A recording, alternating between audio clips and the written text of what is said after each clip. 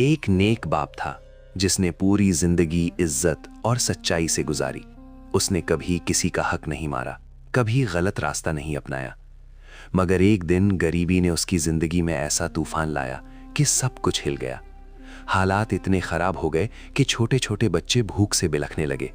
बाप बेबस था, उसकी आंखों में आंसू थे लेकिन हाथ खाली थे। बेटी से अपने भाई बहनों की हालत देखी ना गई। उसके दिल में कुछ कर गुजरने का जज्बा था, मगर वो जज्बा उसे एक खौफनाक फैसले की तरफ ले जा रहा था।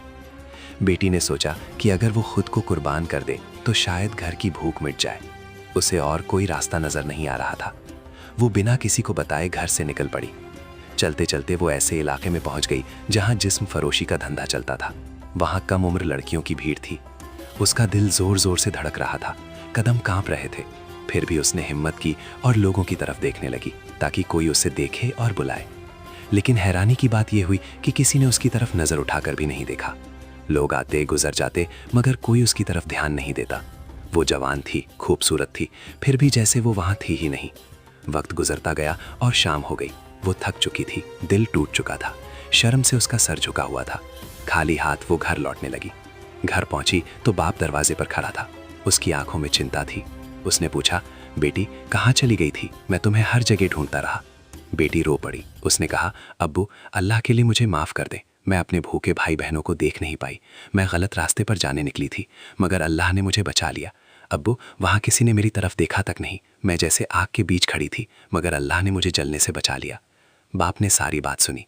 उसकी आंखों में आंसू आ गए। उसने बेटी के सिर पर हाथ रखा और कहा, बेटा तेरे बाप ने आज तक कभी किसी गैर औरत की तरफ बुरी नज़र से नहीं देखा। जब मैंने अपनी नज़रों की हिफाजत की तो मेरा अल्लाह तेरी हिफाजत कैसे ना करता। ये मुमकिन ही नहीं था कि तो उस रास्ते पर चली जाती जब मैंने खुद वो रास्ता कभी अपनाया ही नहीं।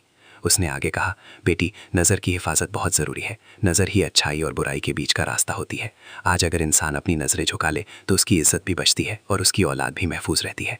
बाप ने समझाया, जो जैसा करता है वैसा ही उसके सामने आता है। अगर हम अपनी नज़रों को पाक रखेंगे तो हमारी आने वाली नस्लें भी पाक रहेंगी। ये अल्लाह का कानून है। जो अपनी निगाह की हिफाजत करता है, अल्लाह उसकी इज्जत और उसके घर की हिफाजत करता है। ये वाक़या दिल को छू लेने वाला है। ये सिखाता है कि हालात चाहे कितने भी मुश्किल क्यों ना हो, इंसान को गलत रास्ता नहीं अपनाना चाहिए और अपनी नज़रों की हिफाजत करना बहुत बड़ा नेकी का काम है।